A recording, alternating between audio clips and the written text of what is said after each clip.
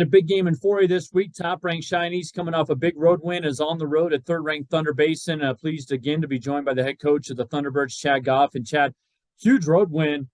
It seemed like your squad really set the tone in that first quarter at Natrona. How happy were you with the way your guys came out in that game to start?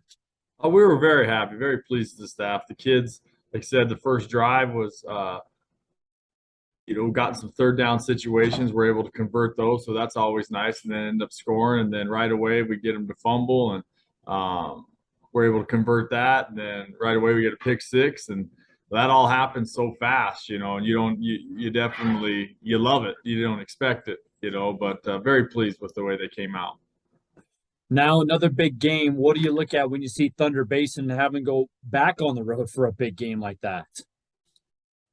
Well, I think, it's good to be battle tested and good to be battle tested early. Like we talked last week, with Natrona, you want to play the guys that are going to show you where your flaws are. And so it's good for us to have to go up there, get on the road again, and see what we can do when you face 99-degree weather all week and 50-degree kickoff, it sounds like. So we'll find some things out. But Thunder Basin, watching them on film, I think they do good things. I think their defense can cause people fits. They move around so much. They're super aggressive.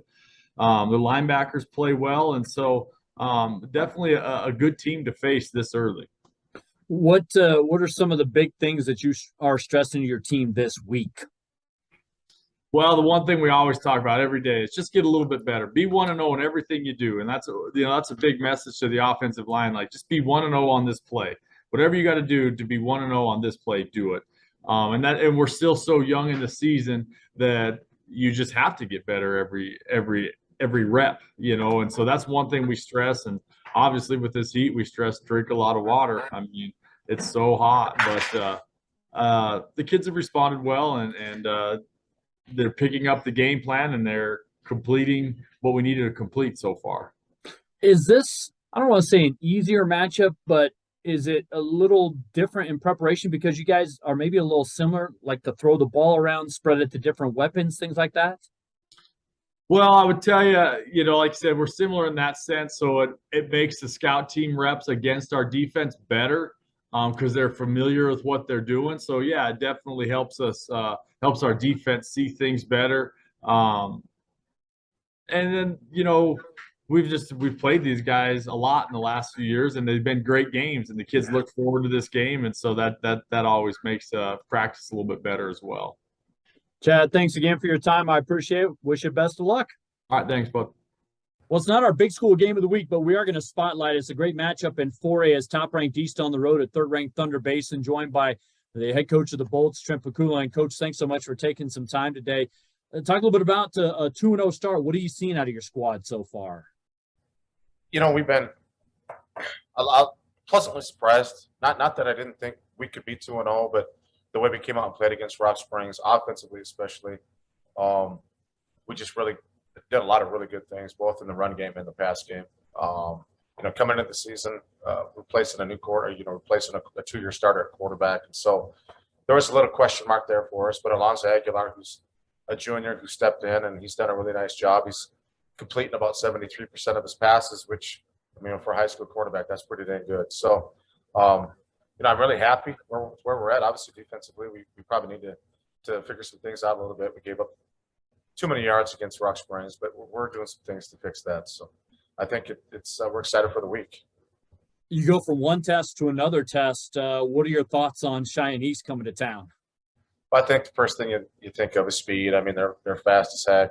They've got athletes everywhere, not just in their defensive backfield or the receiving core. They've got their linemen are fast, and so they do some things, especially defensively. Well, I shouldn't say especially, on both sides of the ball, where they just get their guys in space.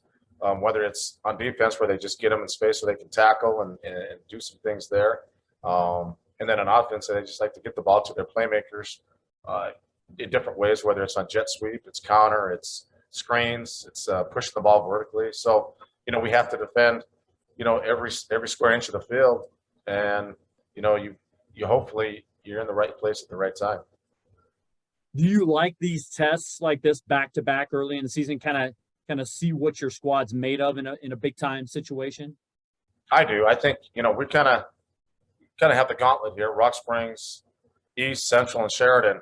Those 4 games. But I tell you what, when we're done with these 4 weeks, we're going to know exactly where we're at as a football team. And so it's a great test for us. Cheyenne East, obviously the #1 team in the state right now. We've had some battles with Cheyenne, with the East over the years. It's just been such a fun rivalry. And so for us, it's just, go out. Every game is the most important game we're going to play. Friday night is no different.